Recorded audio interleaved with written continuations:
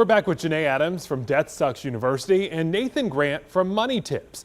They're answering all your questions about money and debt. We've gotten a lot about credit scores during the last couple of minutes. So Nathan, let's start with you. Does paying off a loan early impact your credit score?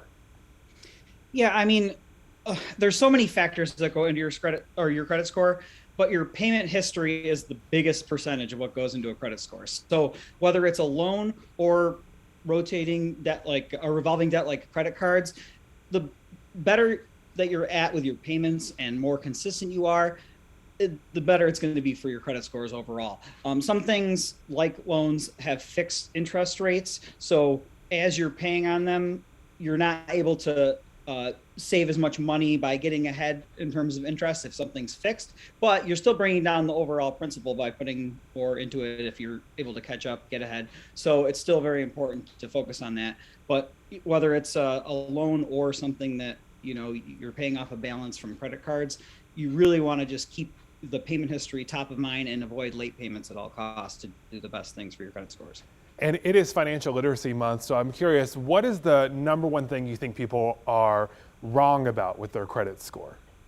Well, there's a lot of misconceptions, and Financial Literacy Month may be April, but they're evergreen topics. They're things that you should kind of learn and get acquainted with. So it's a good time to use National Financial Literacy Month to basically look at your finances, make sure you understand something like credit score. Some people believe that in order to have good credit scores, they have to keep spending. They have to use their credit cards. But it's true that by using it and paying it off every month, that's going to improve your credit scores. But if you're just carrying a balance every month, that's not going to help your credit scores. So really understanding what factors do go into your credit scores, what really does impact it, is really the best thing you can do if you want to manage them and keep them high.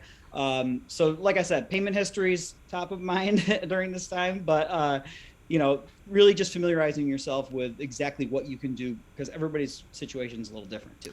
Okay, Janae, someone wants to know, should I take out a loan? I'm young. Should I take out a loan from my 401k to pay off my credit cards?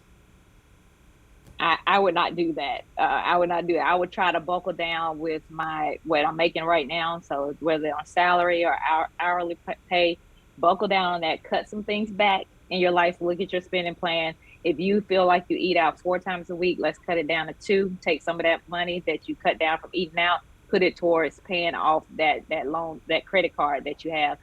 Looking at how many streaming services you have. A lot of us have at least 3. Let's cut back to 1 in the time being while we take that money and put it towards the paying off that credit card. But do that in every line of your spending plan. Look at what you can cut out or cut back. Take that money, put it towards that debt. Do not touch your 401k at all, because you want that money to keep growing, especially, and this is for anybody, the stock market has had a nice little hit in a bad way over the last few months. You don't want to be taking money out right now at the low point, and then you're just going to lose twice. All right. Well, I'm going to put in a little plug for Paramount Plus here, our CBS one. There's lots of good stuff on there, including WFMY News too. But there's all good advice, and we're going to learn even more ways to save on the other side of this break, because Janae is an expert on paying off debt. Wait till you hear her story.